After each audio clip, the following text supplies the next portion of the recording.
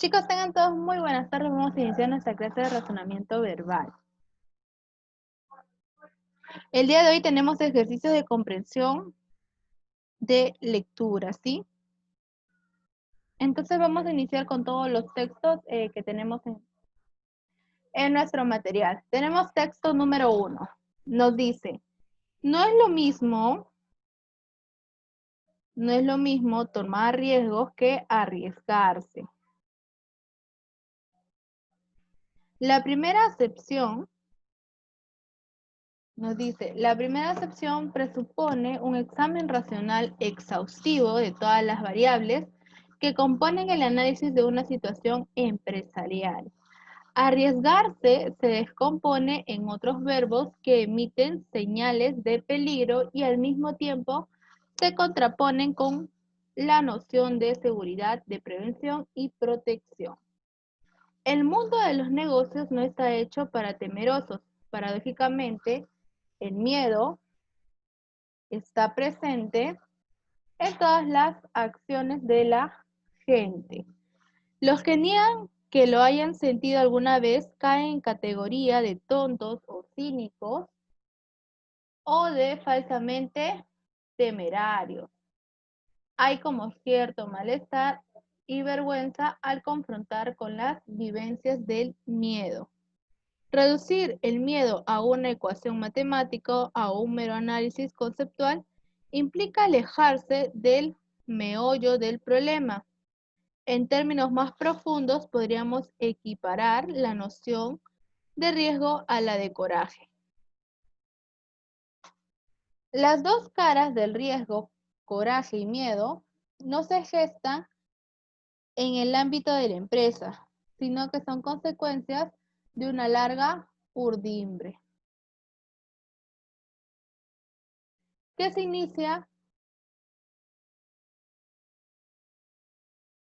en el momento de nacer y que tenemos que enfrentar si queremos avanzar. Entonces tenemos las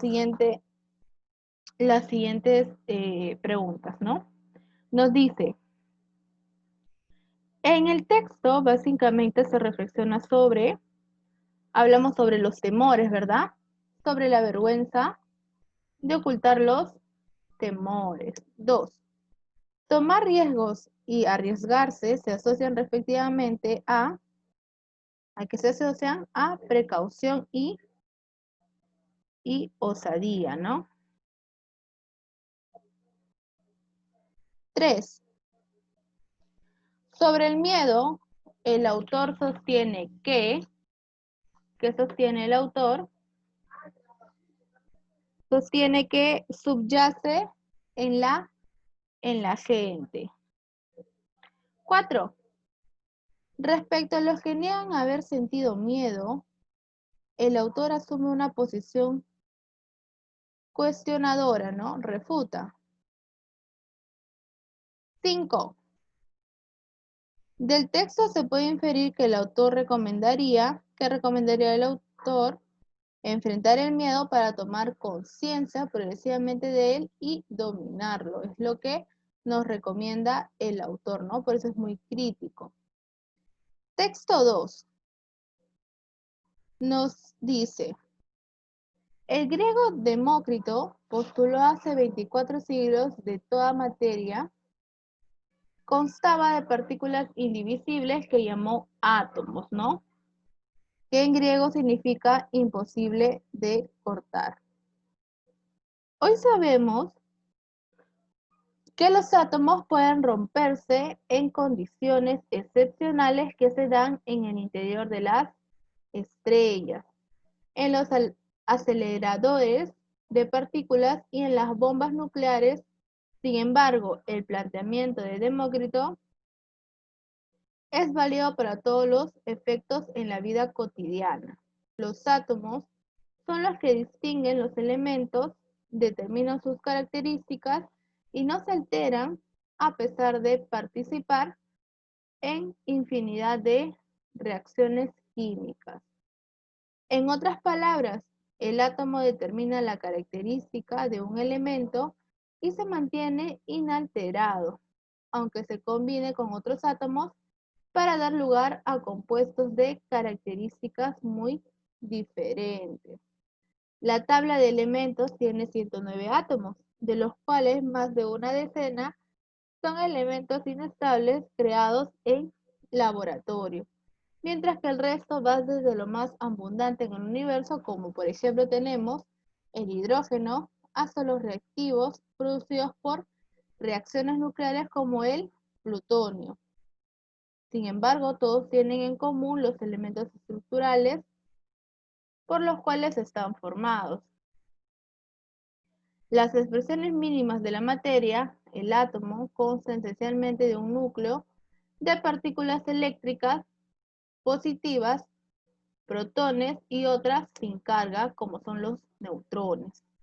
Alrededor del núcleo orbitan los electrones de carga negativa en esferas o cáscaras a diversa distancia del núcleo de átomos que tienen variantes como los isótopos son identificados por el número de protones y neutrones que contiene su núcleo.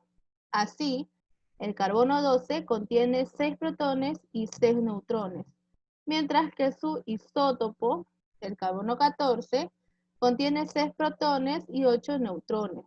Total, 14 y de ahí su nombre. Entonces, ¿qué es lo que nos dice las preguntas? Nos habla. El tema fundamental del texto es, hablamos del átomo, ¿verdad? Del átomo y de su estructura mínima de la materia. 7. El texto afirma que el núcleo del átomo tiene partículas eléctricas positivas. 8. Los átomos que presentan variantes son distinguidos por la cantidad de protones, neutrones y en el núcleo. 9. Respecto al núcleo del átomo, en el texto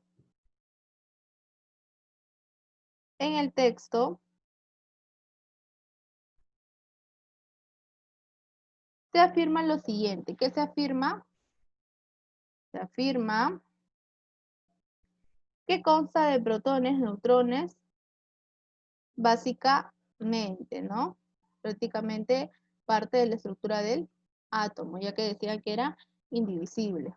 10.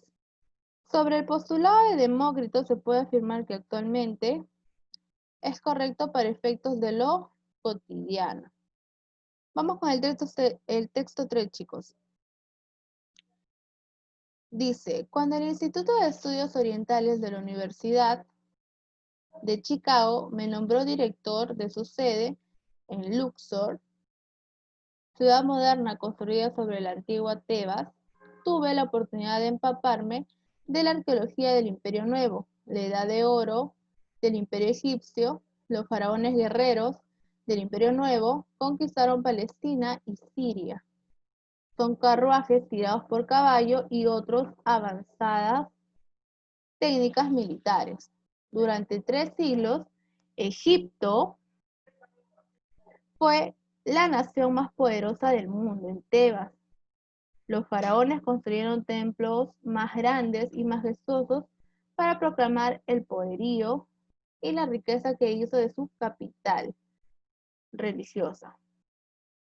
La reina de las ciudades más grandiosa que cualquiera otra ciudad. La urbe en sí se levantaba sobre la orilla oriental del Nilo. Las necrópolis, con sus monumentos y tumbas excavadas en piedra, se encontraban en Occidente. De las tumbas de Puebla, la necrópolis tebana, unas pocas habían sido localizadas en los mapas a principios de los años 70.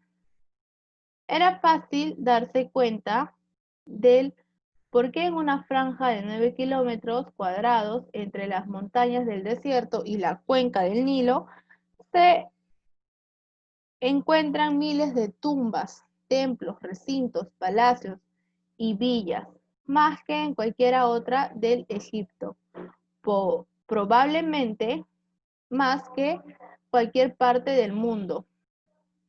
En algunos lugares la tumba están tan cerca una de las otras que es posible arrastrarse entre ellas y recorrer cientos de metros bajo tierra antes de regresar a la superficie.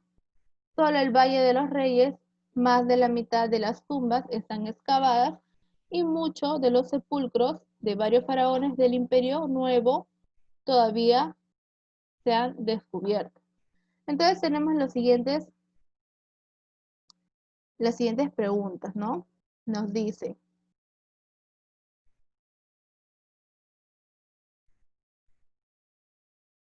lo siguiente.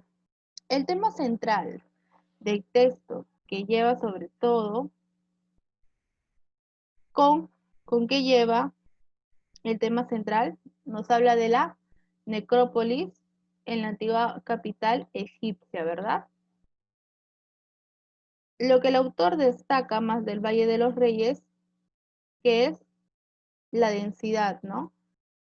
Básicamente el territorio. 13. Se infiere que para realizar las inhumanizaciones aludidas era necesario morir como faraón, ¿no? 14. Por la calificación que recibe la ciudad de Tebas, cabe inferir que los faraones allí instalados revestían en principio de autoridad como político y religioso. 15. Valle de los Reyes se emplea básicamente para designar una necrópolis. Bueno, chicos, les voy a dejar las claves, ¿no?